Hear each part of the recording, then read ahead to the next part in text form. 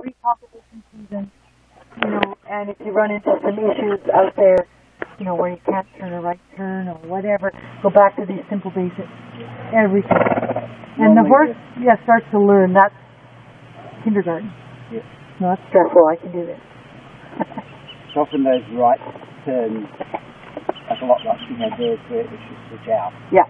When you're in the ring and to defend, get it happening, and that's where she gets very defensive. Yeah.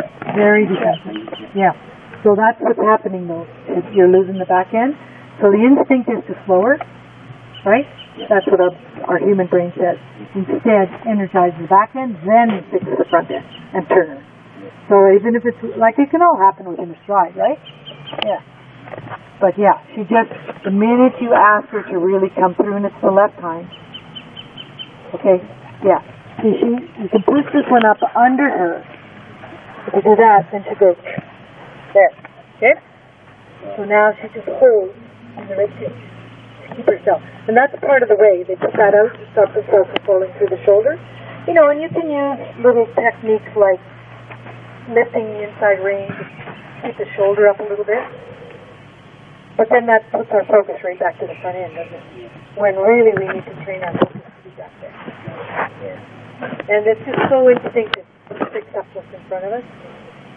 Yeah, yeah. And most things fall apart back there. Fall apart behind.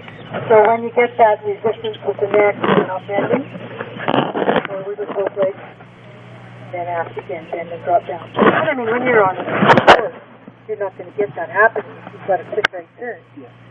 But if you want to spool, you just take a little longer approach and try to fix that up. Give yourself 2 strides to fix it up. And then she'll block you again. She does.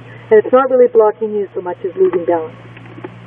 So more to the right, bring the shoulders around more. Try to get bend, okay? Because that's where you want to go, so you know how to establish bend. But the minute she starts to ask for bend, she said, I can't stretch my left side, so she goes there. So ask for your bend, drop her down, ride both legs forward. Okay? And that should help it. And then suddenly she goes, oh, I got hind legs. But see, she's only got one. And her biggest one is the right front on that, when she won't bend and give through the turn. And the minute she comes up here, she'll be tighter in her back. So that's that exercise of always dropping them down. Then you know you got your horse soft through the back. If they're soft through the back, the legs can come up underneath them. If they're tight, the tight neck tells us always. Okay? You know, and you get horses with a huge amount of spring in them, and they can just jump out of that. Yeah. But when you get a horse that is a little bit lighter type, you want to have maximum benefit of the flatwork. Yeah. So you want her coming through there right. And there again, work a little bit of shoulder in, right, off the track. Because when you're against the track, that holds your outside hind leg. That's cheap. Yeah, sure. That's why horses like walls. So again, it's a matter of not a training principle, but of building the right muscles in with her now.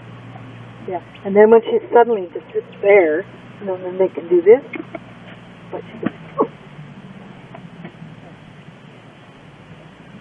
Boy, she looks well.